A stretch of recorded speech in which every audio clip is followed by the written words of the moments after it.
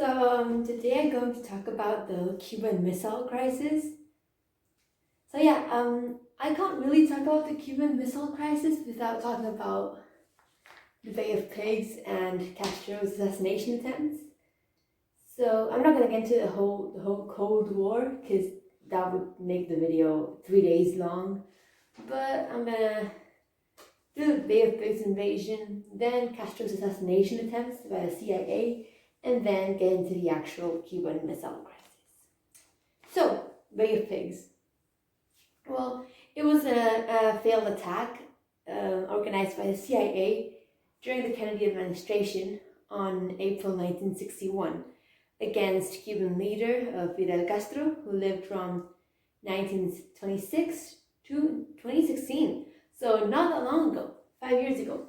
And I actually remember reading one day on Google, just jumped at me because I have this on my phone that breaking news stories just jump, and I saw Fidel Castro dies at age 90, and I remember reading it and I'm like, that name rings a bell. Then we did GCSE history where I learned all this, and it's like, hey, that's that guy who died back then. It was 2017. So, no, I mean 2017, sorry. 2019, started GCSEs in 2017. 2019, that was 3 years ago. He died 3 years ago. And we're learning about him now. It's kind of cool, you know? Well, yeah, he died in 2016. Well, on January 1st, 1959, Castro and his guerrilla army went into Havana. Yes, the same place as that Camila Cabello song, and overthrew General Fulgencio Batista, who lived from 1901 to 1973.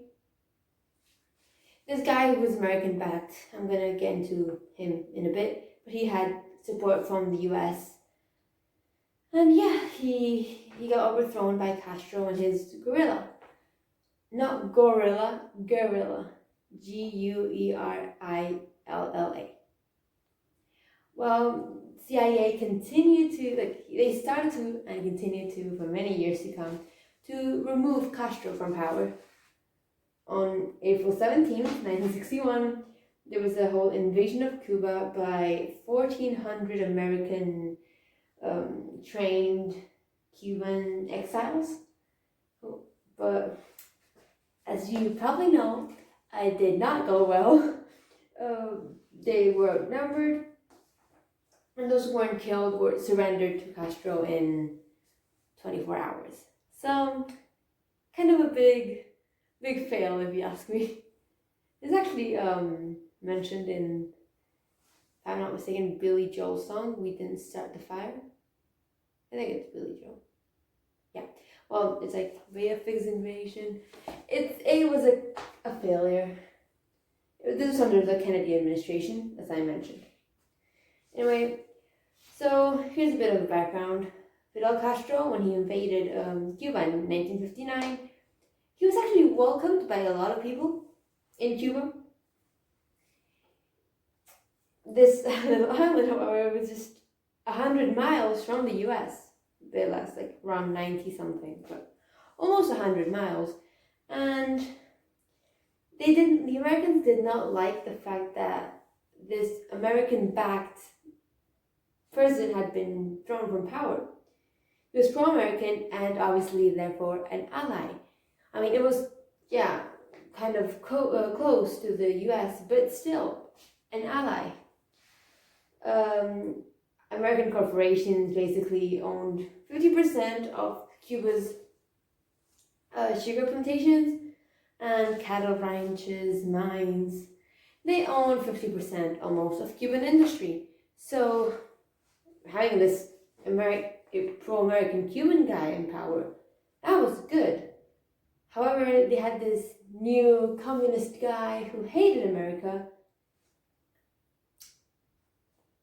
now in power, so they couldn't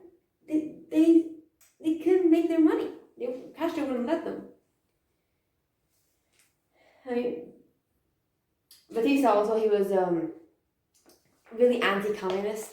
US, Cold War, US versus USSR, capitalism versus communism. Cuba, prior to 1959, was capitalist. Well, was anti-communist. From 1959 onwards, communist. Cuba, we got invaded in 1959, and Castro claimed in his slogans, really famously said, Cuba sí, Yankees no. Yankees is the term common, it's used to refer to the US, people from the US. So they're like, yeah, Cubans, no Yankees, no US. Basically, he hated the US. Kind of understandable,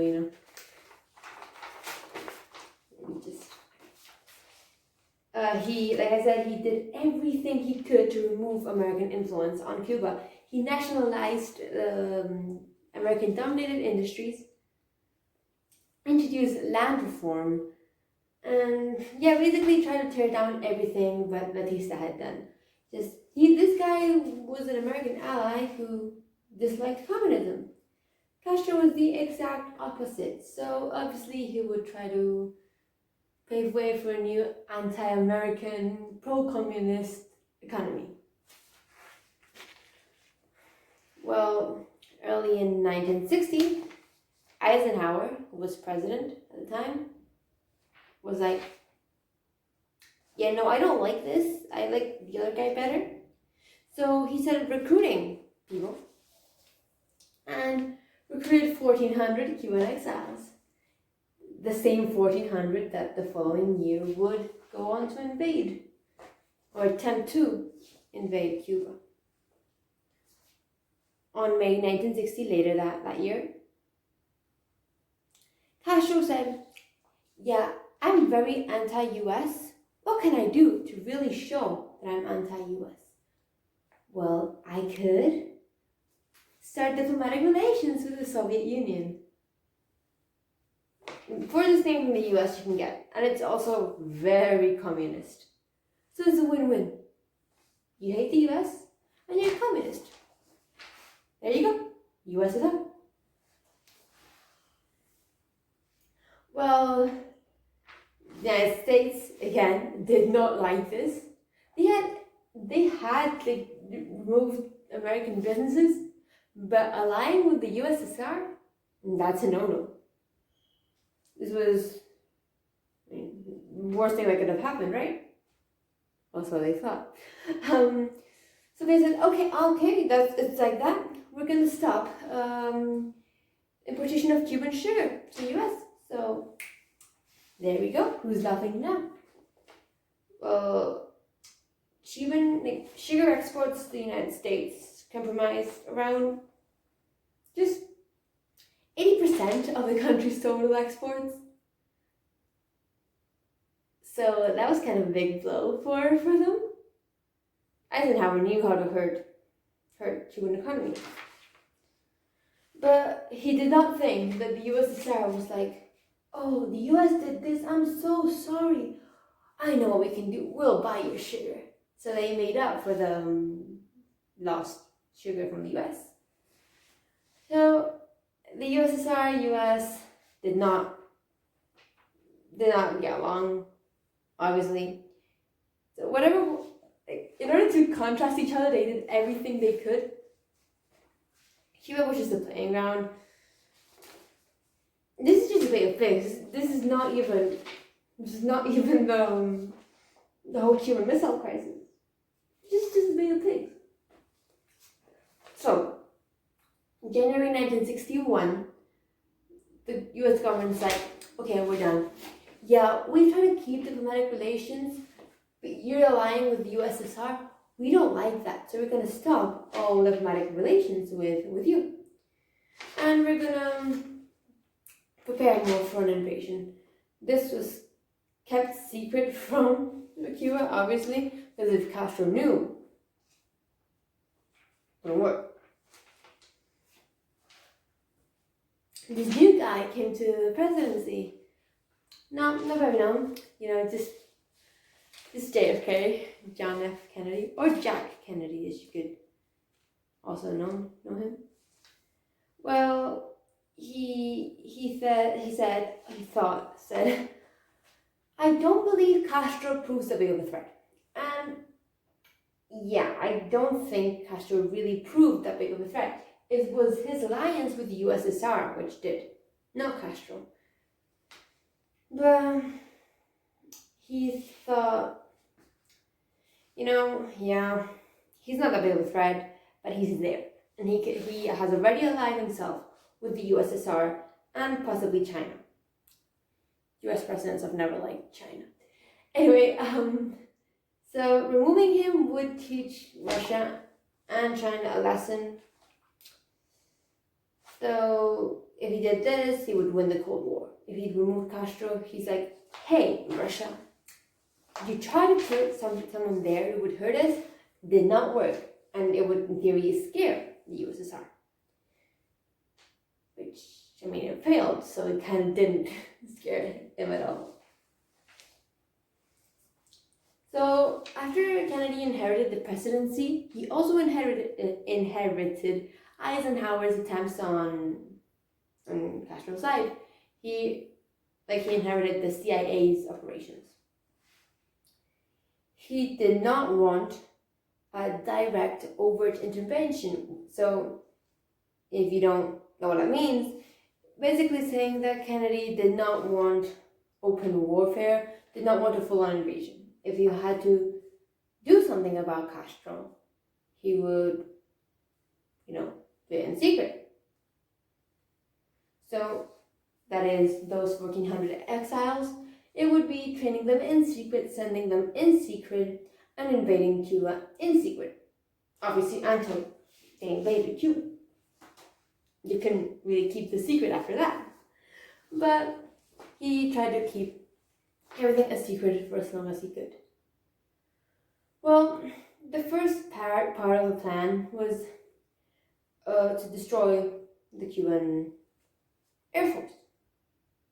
If they destroy the Air Force, they can't can't hurt the US because the US is, Cuba's in tiny island. So, the Navy was a problem, but the Air Force is much quicker. So you eliminate the Air Force, that's the first step to dominating a country. Well, on April 15th, 1961, 2 days prior to the invasion, some Cuban exiles, they took from Nicaragua in B-26 bombers and painted them actually to look like stolen Cuban planes, so they wouldn't be detected as easily. Because if you just flew over Cuban airspace with American-looking planes, you're gonna get shut down. If you paint them to look like Cuban planes, more likely to be undetected. They had this plan to attack Cuban airfields, basically bomb them and destroy them. Castro, however, had found out about this and moved his planes to a secure location, so it kind of didn't work. The Cuban Air Force, untouched. Kennedy himself, he thought this plan, which the CIA had hoped to be clandestine and successful, literally said, and I quote, it was too large to be clandestine and too small to be successful. Anyway, well, this was April 15th, and the whole thing was already going on. He couldn't really stop it.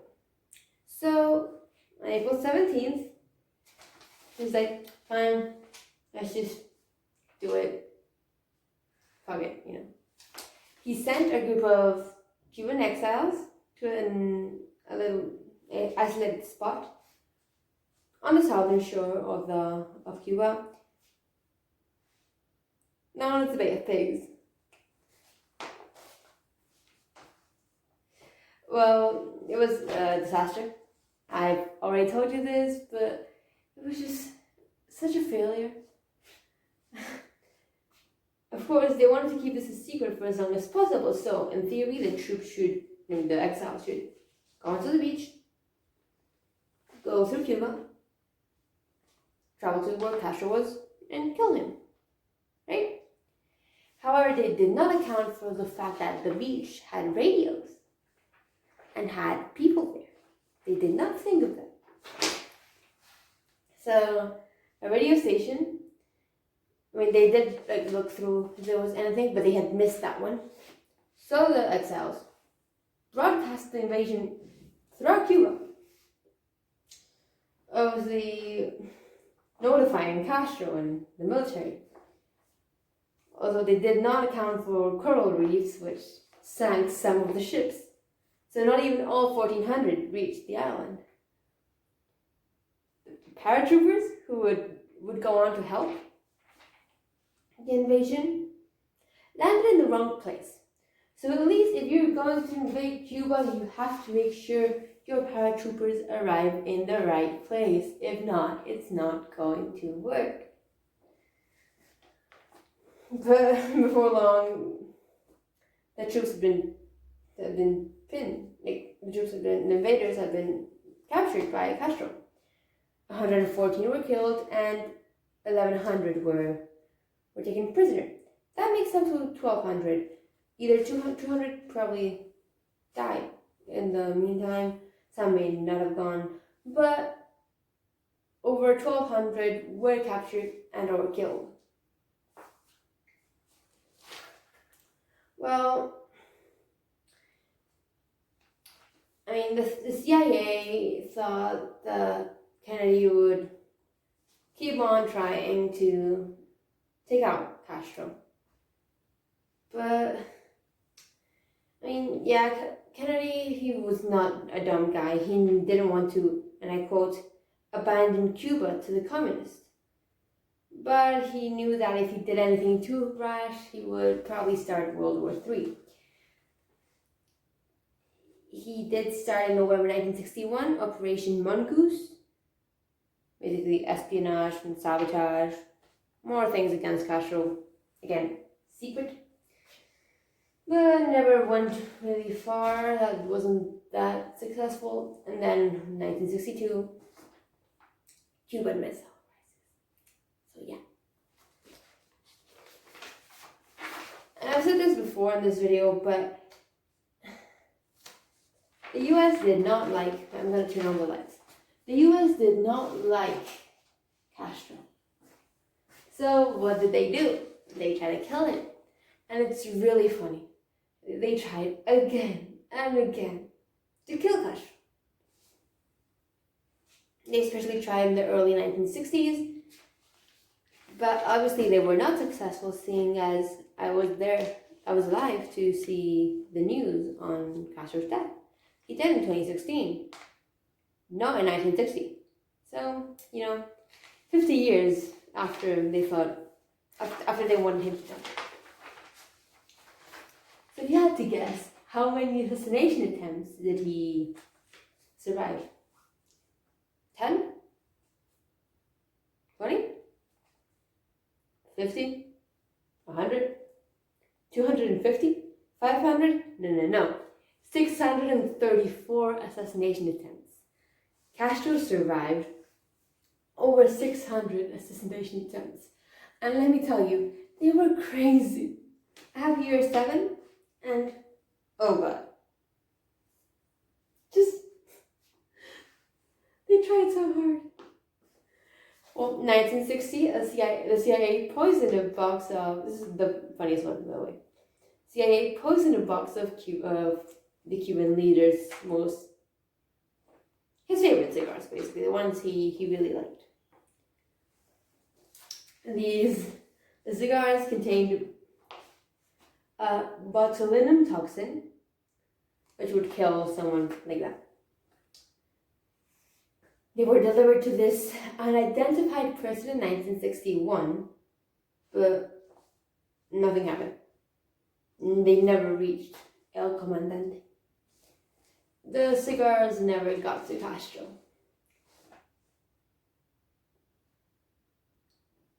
It could have been cool though, there's like those ones. Then there was the exploding one. Actually, it was the one that would explode when the second he lighted it.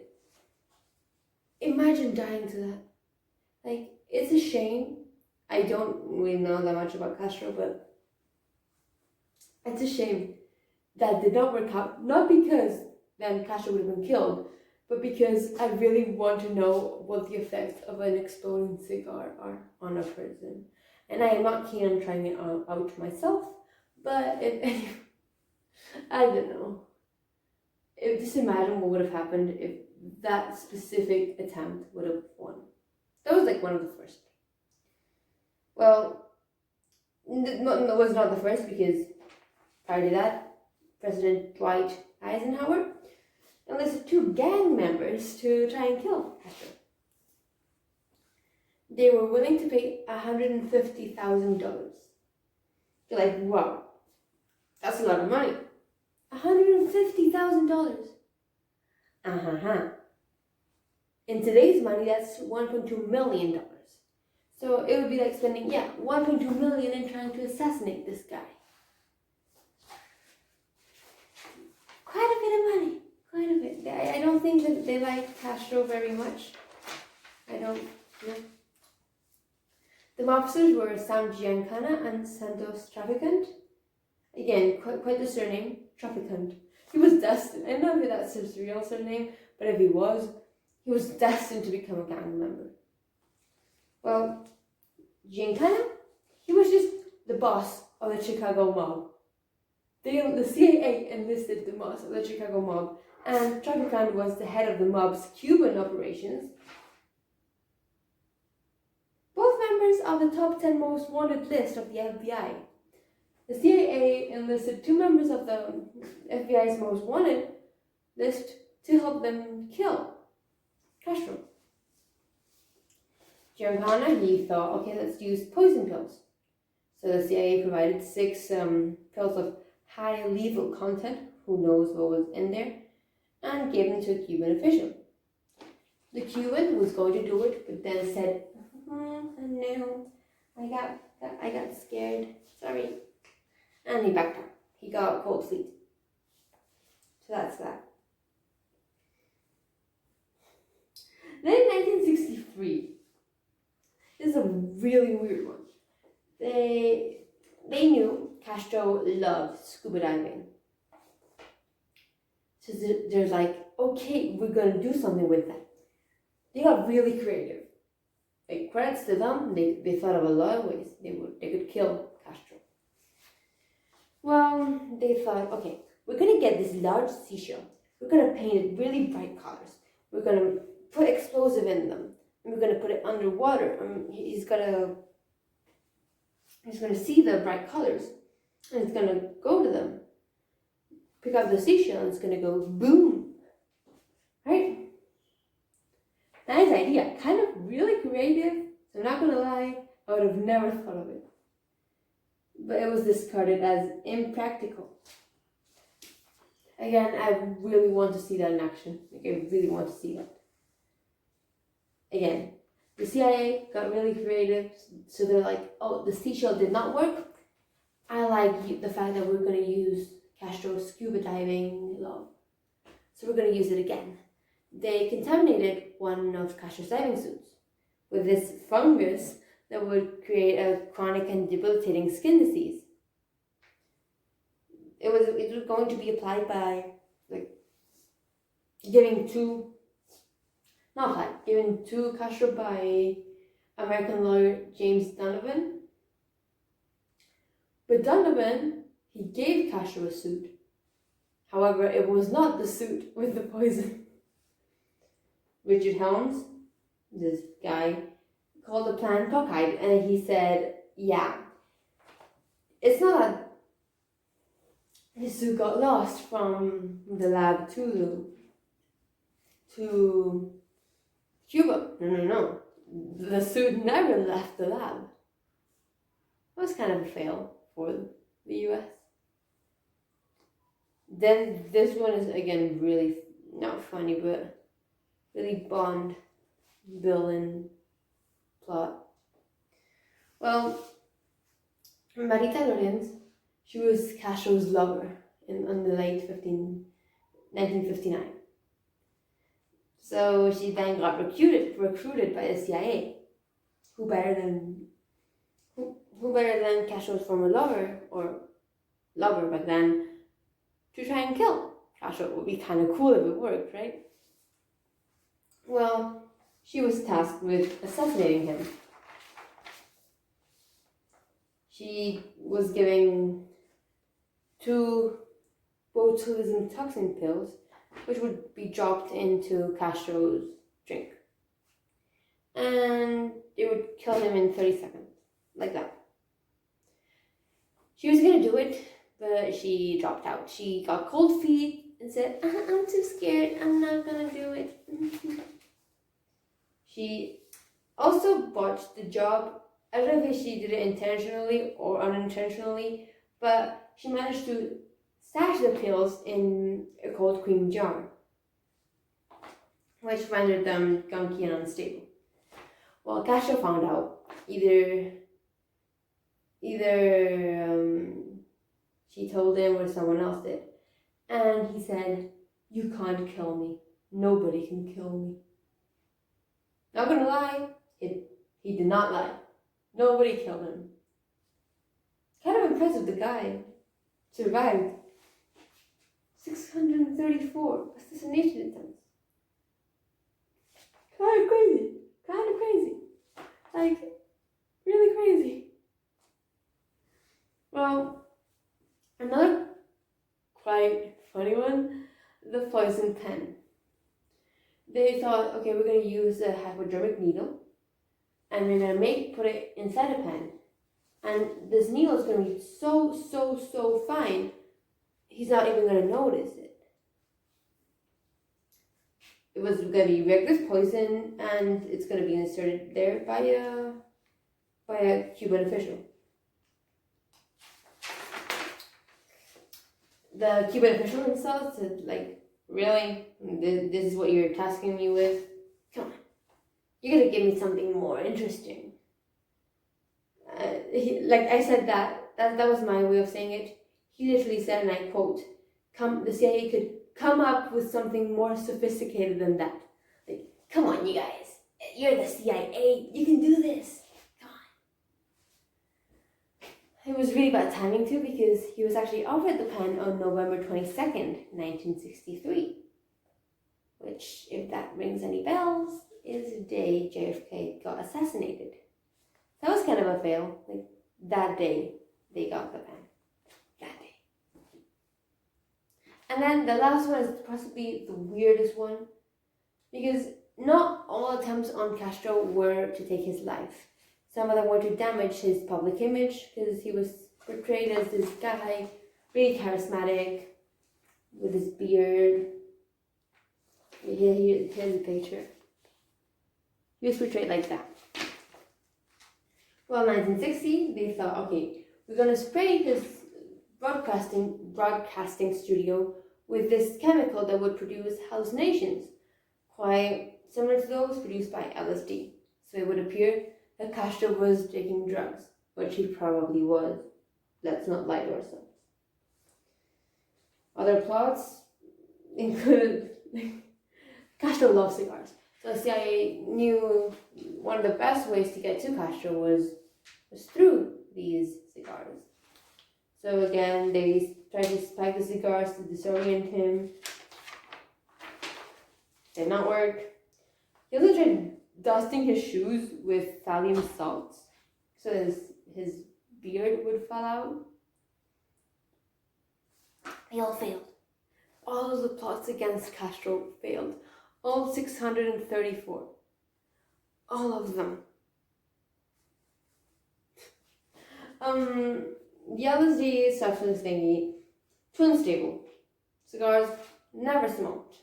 And the chip that would allow people to get into his shoes to dust them with the chemical, he canceled that trip. So, again, failure. And here comes the interesting part, if you might say. I mean, not the interesting part. It's all interesting. But the part That's actually the title to this video, the Cuban Missile Crisis. So in order to understand the Cuban Missile Crisis, you kind of have to understand the Bay of Pigs and the assassination attempt. However, the Cuban Missile Crisis doesn't have that much to do with Cuba itself. Castro does not play a role here. Castro, he is mentioned, but it's Kennedy and Khrushchev. KK. Anyway, so it was one of the scariest events of the Cold War, possibly the scariest.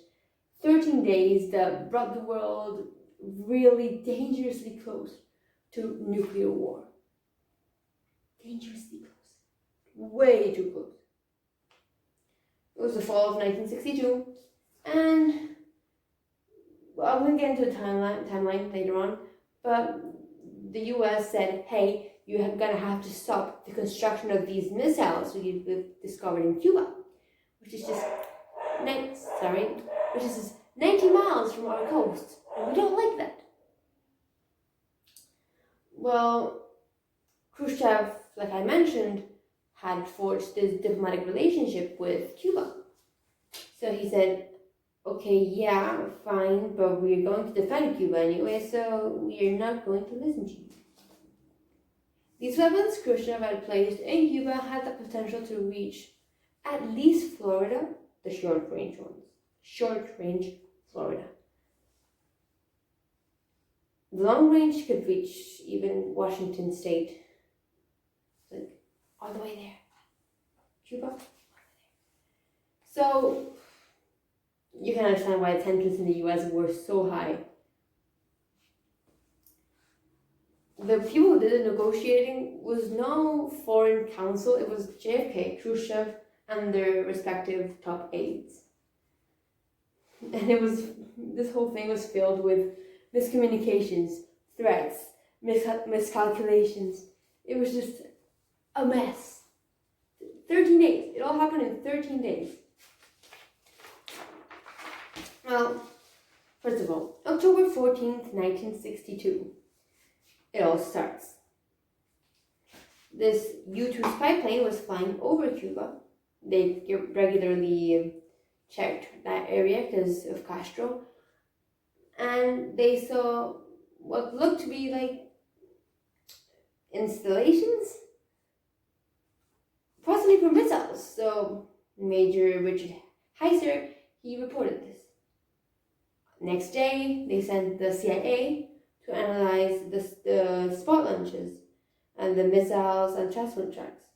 And they saw all these spots and all the missiles and everything. They're like, hold on, yeah, that's definitely to place some missiles right there. And we don't want that. No, we don't want that.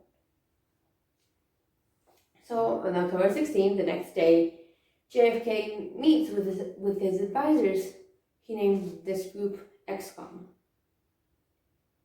I think it's called something with communism because it's EXCOMM. That way of spelling com is referring to communism, so I am going to deduce it's called expelling communism. I am not correct, so don't hold me to that. Well, he was presented with many options. What are the options? Well, the first one is do nothing. It's only some missiles which really do not make any strategic difference, so why even bother? Just leave them be. They have not threatened the US, so why would they be needed? You could do nothing. You could talk to the US and the USSR. You could talk to the USSR and sort this out diplomatically. Write to Khrushchev and said, hey, we don't like the missiles you put there. Can you remove them, please? That would manage to soothe relationships between the US and the USSR. So, not a bad idea, right? They could send a message to Castro, like, hey, you're in danger. Yeah, you have the USSR's backing. You're putting missiles there, and we don't want that. You're gonna have to remove them. I'm sorry, do that. Or else, or else, they could do a blockade, which the US Navy would go around Cuba and basically block any missiles from arriving. Yeah, there were some already in there, but you could stop more from getting there, even better ones. You could do an airstrike. That was the fifth option, airstrike. So they could bomb only the sites with the actual missiles, but they could bomb them, or they could just launch a full invasion of Cuba. I mean, they did fail the year before on the Bay of Pigs, but they could try again. What do you think JFK did? Hint: he did a naval blockade. However, he named it a quarantine. Not like the one we're living through now. Not in the quarantine where he would stay at home. No. He was basically, like I said, blocking any further missiles from arriving to Cuba. He called it a quarantine because calling it a blockade was an act of war. That, oh, we're just quarantining Cuba. It's fine. It's not a blockade. Don't worry, guys. It's fine. So on October 22nd, JFK went on this very dramatic 18-minute television speech. He said, "There's unmistakable evidence of the missiles. The US is going to prevent any ships from going into Cuba that contain missiles, and we're going to tell the USSR to withdraw the missiles." So, yeah, that's it. Obviously, if you were an American citizen back then, you were going to be like, what? There's missiles in Cuba? We're screwed. Because they knew the tensions. The people knew how bad the things were getting. Well, this ambassador to the Soviet Union delivers a letter from JFK to Khrushchev, who was Stalin's successor. Stalin died in 1953, and Khrushchev took over in 1955 after a 2-year power struggle. Well, Kennedy, and I quote, says he has not assumed that you, referring to Khrushchev, or any other sane man would, in this nuclear age, deliberately plunge the world into war. No country would win, and it could only result in catastrophic consequences. So JFK said, hey, if you're a sane man, which you are, you know that no one would win out of a nuclear war. It would be a disaster to all of us, so let's just avoid it. Khrushchev replies the next day saying, basically rebuffing his demand, and said, hey, we are not there on the offensive. Don't worry, JFK. They're only there for defensive purposes. Kennedy's like, hey, you started it. You sent those missiles. We did not. I'm going to get into the hypocrisy there in a second, but yeah. By this point, October 23rd, so this whole thing started on October 14th, by October 23rd, 9 days later, US ships were already moving into the position near Cuba, and so submarines had moved towards the Caribbean to maybe try to break the blockade, just staying there for the moment. However, Soviet fighters carrying missiles and military supplies were on their way, and they were stopped, obviously. On October 24th, Khrushchev writes, well, by doing this quarantine, you're threatening our glorious Soviet Union. Do you want to do that? He said that to Kennedy, saying that you are no longer appealing to reason, but wish to intimidate us. Kennedy intimidating the USSR? No. I mean, yeah, he is openly saying, he did openly say, you're not going to get into Cuba with your missiles. We have superior naval warfare. You want to get into this? So that's what Khrushchev said. On October 25th, some fighters do reach the quarantine and they get denied passage, obviously, but so they turn back towards Europe. This oil tanker, Bucharest, really wanted to go through, but because they did not carry any contraband, Kennedy let them through. But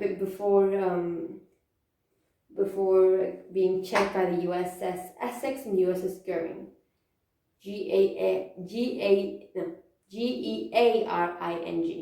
not Goering like the Nazi guy. Goering like ship, Gearing. Those were the ships that stopped the Bucharest, but they then let them through from Kennedy's orders. On October 26th, Castro's like, hey, Khrushchev, because I always picture Castro as being this little kid being like not pushed around, but he's like, hi Khrushchev, hi, the US is threatening me. Could you I don't know, throw a nuclear missile over there, please? Can you please launch a nuclear attack?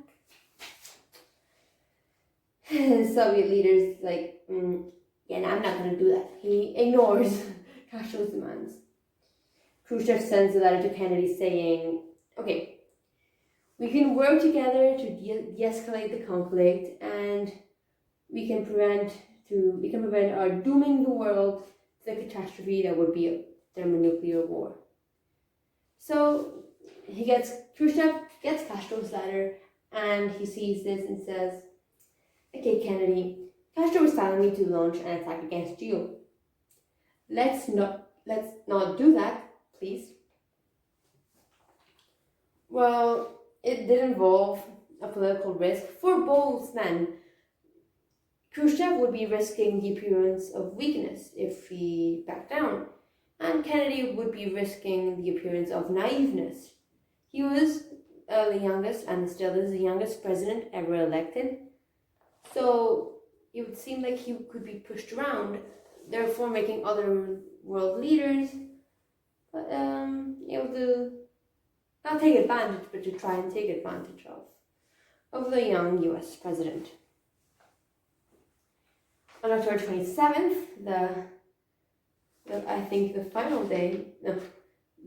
almost the final day of the Cuban Missile Crisis, of this U-2 pilot who was going over Cuba, surveilling the area, he is shot down and killed. And war appears imminent. This American fighter got shot down over Cuba. They fired the first shot, and Kennedy's like, we're in a new ball game. What do we do? But Kennedy, he was smart, he was not dumb. He knew Khrushchev could not have given the order, which he didn't. So he saw the situation was just spiraling out of control. Khrushchev saw this too. So Khrushchev sent him a letter saying, okay, fine. We can withdraw our missiles from Cuba if you remove your missiles from Turkey. Which is true. The US did have missiles in Turkey, which is really near the Soviet Union. So, Khrushchev saying, you're trying to intimidate us with this. Yeah, they had missiles there. So, kind of hypocrite, because why should Cuba remove their missiles if Turkey didn't remove theirs? So Khrushchev's like, okay, fine, we'll remove the missiles. Because you don't want a threat. You don't want any possible threats to your country. But I don't want that either.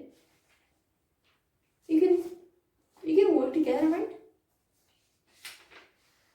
So JFK is like, okay, fine, I will not attack Cuba, and you will withdraw. Right? Then other attorneys like Robert Kennedy, brother to JFK, met with the Soviet ambassador, and he said, yeah, we were already planning on removing the missiles from Turkey, but we cannot say this publicly. It was not good for U.S. image. I don't know how that ended up happening, but they did remove the missiles from Turkey, they did remove the missiles from Cuba, and both nations had stepped back from possibly destruction of the entire world as we know it. Then October 28th, Kennedy receives a letter from Khrushchev, an open letter saying that Soviet missiles would be dismantled and removed. And this was great for American propaganda. They portrayed Kennedy as this really tough guy who had stood up to the Soviet Union, the only other big superpower in the world. Although the public did not know that the US had also backed down. So that's the Cuban Missile Crisis. This whole Cuban Missile Crisis shows like the mutually assured destruction pact kind of deal. Because yeah, fine, you have your missiles, so if you hit us with your missiles, we're gonna hit you with our missiles. So you do not want to hit us if you don't want to be hit yourself. So that kind of scared them, and that mutually assured destruction kind of made the war not happen. Then many years later, they signed a nuclear test ban treaty, but I think that was after Kennedy died, to prevent further development of nuclear weapons. So yeah, that was the Cuban Missile Crisis, really crazy conflict, and I think it's the most interesting part of the Cold War, because it was the scariest one that actually faced like nuclear warfare. We cannot forget the Korean War or the Vietnam War, but those were, I don't know if this is an actual term, maybe I've just invented it, but like puppet wars. Basically, Korean War, North Korea, South Korea, communism, capitalism, Vietnam, North Vietnam versus South Vietnam. Again, same thing. So this was more indirect conflict. Obviously, USSR backed the communist part. US backed the capitalist part. But the only direct conflict of the Cold War was the Cuban Missile Crisis, which was not that direct. So those 13 days, they brought the world dangerously close to destruction. If Kennedy had not done the blockade, if Khrushchev had not offered to back down, God knows we would not be here today. Probably. Most definitely. So yeah, that was the Cuban Missile Crisis and Bay of Pigs and assassination attempts towards Castro. So I hope you enjoyed it, and yeah, thank you for watching.